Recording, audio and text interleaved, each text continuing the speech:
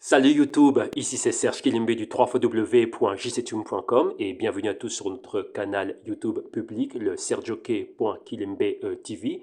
Et aujourd'hui, on va analyser ce graphique que nous avons sous les yeux. On va faire quelque chose de très court, je ne pense que ce soit très long, mais comme vous l'avez bien vu, c'est quelque chose qui est super chargé. Si vous voulez en savoir plus, venez au sein du www.jctune.com et participez à l'une de nos souscriptions. Et ce genre d'éléments, ce genre d'analyse, nous les faisons de manière beaucoup plus détaillée, on va encore beaucoup plus en profondeur. Et ça, c'est ce que nous faisons au quotidien, du lundi au vendredi, à travers nos segments Pro Market. Mais ici, pour YouTube, on va commenter pas mal d'éléments. On va commenter quelques éléments de manière très simple afin de pouvoir éduquer et d'informer la communauté. Donc ici, on a un graphique qui est composé de pas mal d'éléments. C'est un graphique qui est annualisé, donc ça va de janvier 2022 à janvier 2023 et il y a pas mal d'actifs. Donc très rapidement, à l'extrême gauche, nous avons le bilan de la Fed. Donc c'est un élément qui est super important. Rappelez-vous que la Fed était en mode QE, donc c'était un programme d'achat d'actifs, principalement des bons, et son bilan a flirté avec les 9 000 milliards de dollars qu'on voit là. Rappelez-vous, suite aux événements de février-mars 2020, donc la pandémie, les banques centrales ont supporté l'économie et les marchés financiers, et elles ont injecté de la liquidité, c'est ce qu'on appelle le phénomène QE, donc quantitative easing, donc là ce fameux QE.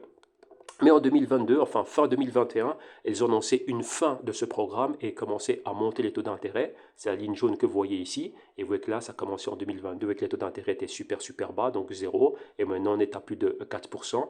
Et au même moment, les banques centrales ont commencé, enfin la Fed a commencé à se défaire de ce qu'elle avait, ce qu'elle avait acheté. Donc la liquidité, maintenant, la liquidité commence à baisser. Donc on est passé de QE à QT. Et comme vous le voyez là, lorsque la Banque centrale a commencé cette politique, nous remarquons que quoi? Que pas mal de classes d'actifs ont souffert. L'actif clé ici, c'est le XLK, donc ça représente le secteur technologique. Vous voyez bien que ça a chuté durant toute l'année 2022 et une baisse de moins 29%, donc on peut arrondir à moins 30%.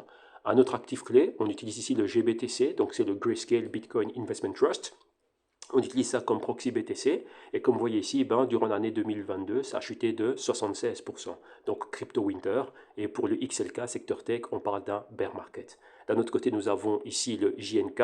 Donc JNK, c'est quoi? Ce sont les bons de corporations dont le business model est dit risqué, ce qui fait qu'on leur demande un premium en plus par rapport à la note de référence qui peut être la note gouvernementale américaine à 10 ans. Okay, ou les Fed Funds Rates. Donc, vous voyez ici, c'est 4%. Eux, on peut leur demander un premium de 4% en plus. Donc, on prêtait de l'argent à 8%. Et donc, un élément clé, comme vous le constatez là, vous voyez que lorsque les conditions, donc les politiques monétaires des banques centrales ont changé, donc n'oubliez pas, hausse, voilà, ici, hausse des taux d'intérêt et allègement du bilan, vous voyez que le GNK a chuté. Donc, rappelez-vous, des business comme Coinbase, Marathon, Riot, pas mal d'entités qui mettent sur pied l'écosystème crypto, leurs bons seraient qualifiés de junk bonds et vous voyez que ces bons ont souffert. Donc ça, c'est un proxy par rapport à quoi? Par rapport au sentiment des investisseurs. Donc lorsque les marchés sont super haussiers, vous voyez qu'il y a une demande pour ce genre de bons, et lorsque les marchés sont baissiers, donc comme on voit là clairement un bear market avec une probable récession qui nous pend au nez, vous voyez clairement que c'est l'opération inverse. Mais nous constatons qu'il y a une corrélation. Vous voyez que ça nous aide à pouvoir analyser les marchés. Et donc on se rend compte que le JNK, donc la ligne verte, a chuté, vous voyez qu'a suivi le même parcours que la ligne orangée, donc BTC, et que la ligne bleue, c'est-à-dire le fameux XLK. Donc tout ça, c'était super baissier. Crypto Winter d'un autre côté, et d'un autre côté, Bear Market. Le crypto winter, ce n'est qu'un bear market accentué, vu que les crypto-actifs, c'est une nouvelle classe d'actifs, c'est beaucoup plus volatile, etc., etc. Donc c'est beaucoup plus spéculatif et c'est beaucoup plus risqué. Mais vous voyez que lorsqu'on analyse ces trois éléments, c'est assez intéressant ce que ça nous donne comme information. Ensuite, nous avons la Chine. La Chine, rappelez-vous, c'est un pays sur lequel on compte beaucoup pour l'activité industrielle et c'est de là que sont fabriqués pas mal d'éléments, principalement tout ce qui est biens de consommation électronique, donc les iPhones et tous ces trucs-là, les consoles de jeux. Si on reste dans notre idée crypto et Bitcoin, les mineurs, leurs ASIC miniers proviennent de Chine. Canaan avec les fameuses machines Avalon, Bitmain avec les fameux Antminer et tout ça c'est fabriqué en Chine. Donc, rappelez-vous, ce sont des usines qui fabriquent cela. Donc, avec les problèmes qu'on a connus dernièrement, activité industrielle en déclin, et donc quoi, l'offre a été perturbée. Donc, rappelez-vous, l'offre, c'est qui? Ce sont ces producteurs et ces fabricants.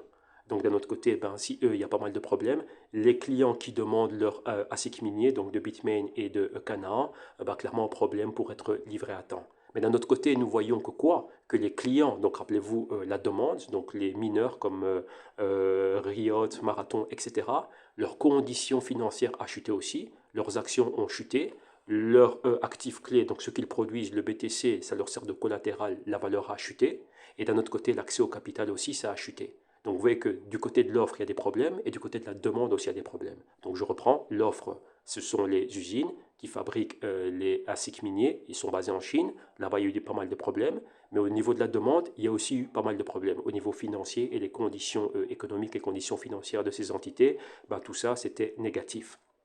Donc vous voyez que lorsqu'on commence à regarder les choses au niveau macro et qu'on peut utiliser des actifs proxy pour exprimer cette vision, c'est super intéressant lorsqu'on voit les choses comme ça. Okay, donc voilà. Et avec ça, n'oubliez pas, les conditions ont changé lorsque les banques centrales, donc la banque centrale, on va rester Fed ici, lorsque la Fed a décidé de, commencer à monter les taux d'intérêt, et numéro 2, donc la ligne violette ici, ben, alléger son bilan. Et avec le bilan peut encore plonger bien plus bas.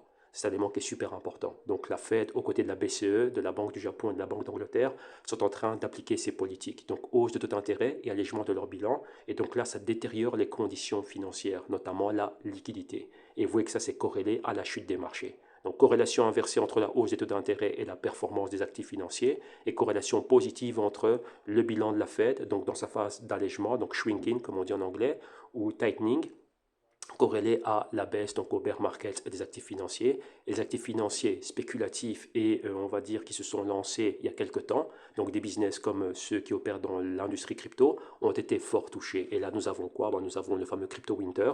Et si vous regardez les performances d'entités comme Riot, Marathon, Coinbase, etc., vous voyez que c'est violent les chutes qu'ils ont subies. Donc vous voyez que lorsque vous regardez les marchés comme ça, vous dites « Ah tiens, c'est assez intéressant ». Donc qu'est-ce que ça veut dire? S'il y a un changement de politique au niveau des banques centrales, ça va impacter les conditions économiques et macroéconomiques, et donc il se peut qu'on ait un retour. Donc vous voyez que là, c'est la clé, c'est notre timing. Voilà pourquoi maintenant nous devons stratéger autour de ce point, tenter de trouver le point pivot, donc le point d'inflexion, où on passe de fin du bear market, et rappelez-vous, on n'a pas encore le gros de la récession, établir un niveau clé de support, et ensuite une phase de récupération. Et normalement, bah, les banques centrales doivent accompagner cela.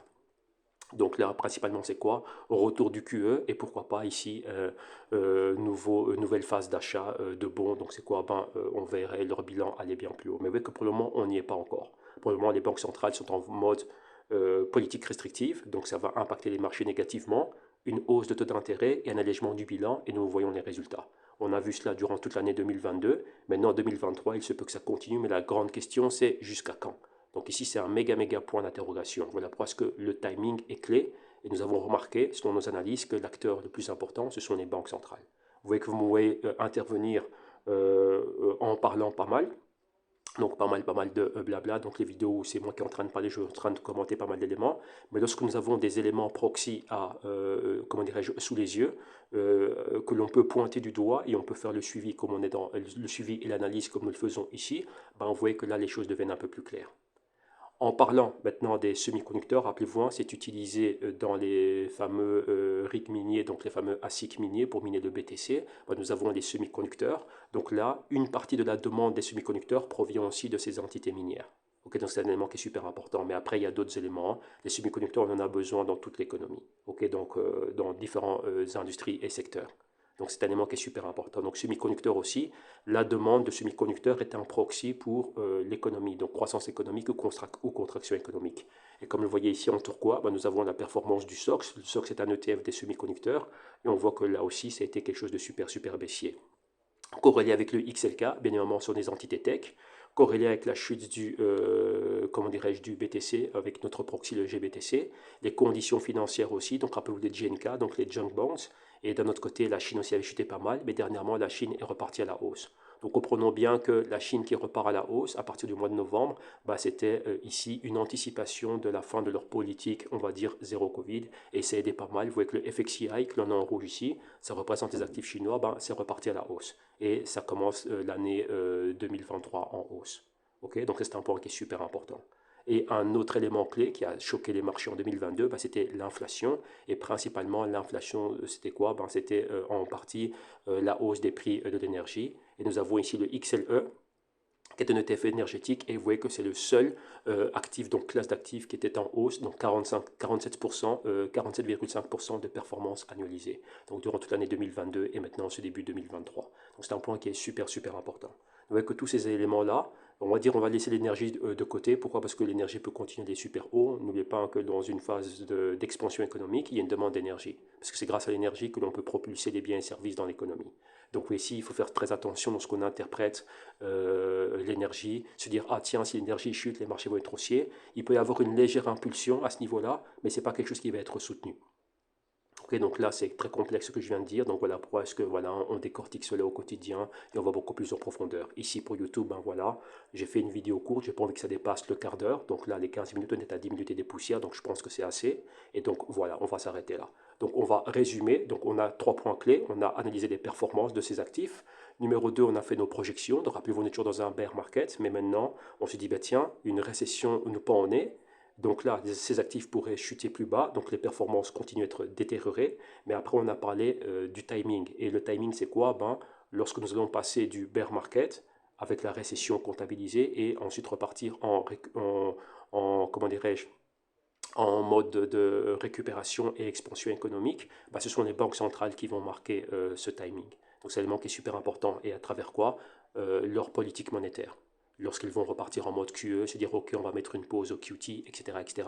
Et là bon, on va voir les actifs établir un support et pourquoi pas repartir à la hausse. Donc ça, lorsqu'on a une vision et une horizon de temps à long terme, voilà les points sur lesquels nous voulons être focalisés et nous pouvons utiliser différentes classes d'actifs qui nous permettent d'être des indicateurs. Ici, notre focus à nous spécial, c'est quoi? Ben, on a un focus spécial sur le XLK, donc la tech, et on va dire tout ce qui est BTC. Et avec les autres classes d'actifs, nous servent d'indicateurs. On a vu les corrélations positives avec le GNK, corrélation positive avec le SOX, les semi-conducteurs.